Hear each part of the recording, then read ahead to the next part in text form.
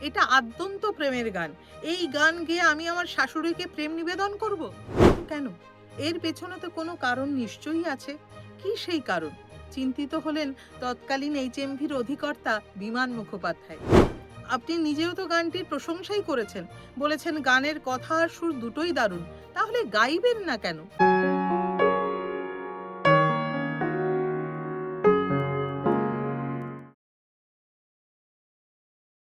সেদিন আমাকে ফোন করেছিলেন শ্রদ্ধেয় গৌতম দাস।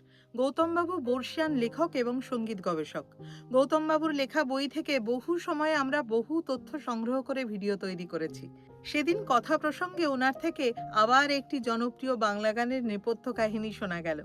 এই কাহিনী আপনারা অনেকেই হয়তো শুনেছেন, আমিও শুনেছি। কিন্তু সোনালী অতীতকে বারবার রোমন্থন করতে তো মন চায়। তাই আজ সেই গল্পটাই রইল আপনাদের জন্য। একটি গান লিখে সুর করলেন শ্রদ্ধেয় সুধীন দাশগুপ্ত। ইচ্ছে ছিল সেই গানটি ধনঞ্জয় ভট্টাচার্যকে দিয়েই গাওয়ানো হবে। একদিন ধনঞ্জয় ভট্টাচার্যকে সেই গানটি শোনানো হলো। গানটি শুনে ধনঞ্জয় বাবু অত্যন্ত প্রশংসা করলেন। উনি বললেন, লিরিক অত্যন্ত ভালো এবং সুরের তো কোনো তুলনাই নেই। সব মিলিয়ে এটি একটি পারফেক্ট বাংলা আধুনিক গান। কিন্তু এত প্রশংসা করার পর তিনি যে কথাটা বললেন, সেটা শুনে তো সকলের মাথায় হাত। ধনঞ্জয়বাবু বললেন, কোনো বিশেষ কারণে এই গান তিনি গাইতে পারবেন না। কোনো মতেই নাকি এই গান গাওয়া তার পক্ষে সম্ভবই নয়। কিন্তু কেন? এর পেছনে তো কোনো কারণ নিশ্চয়ই আছে। কি সেই কারণ? চিন্তিত হলেন তৎকালীন এইচএমভির অধিকর্তা বিমান মুখোপাধ্যায়।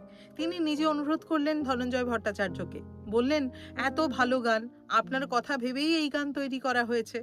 ধনঞ্জয় বাবুর সেই একই উত্তর, আমাকে মাফ করুন, এই গান আমি গাইতে পারবো না।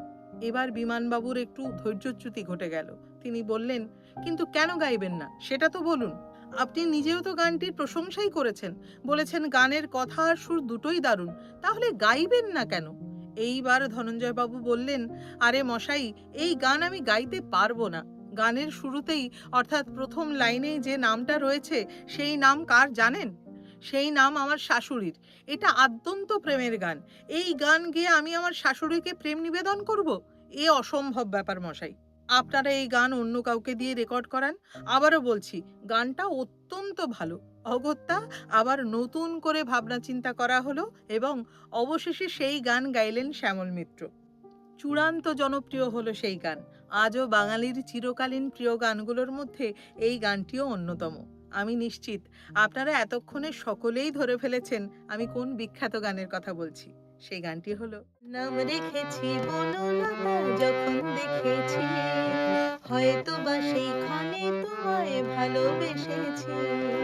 নাম রেখেছি বনলতা যখন দেখেছি, হয়তো বা সেই ক্ষণে তোমায় ভালোবেসেছি।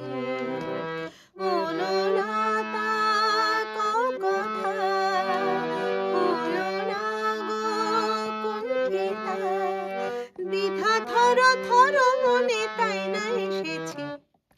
নাম রেখেছি বনলতা যখন দেখেছি, হয়তো বা সেই ক্ষণে তোমায় ভালোবেসেছি।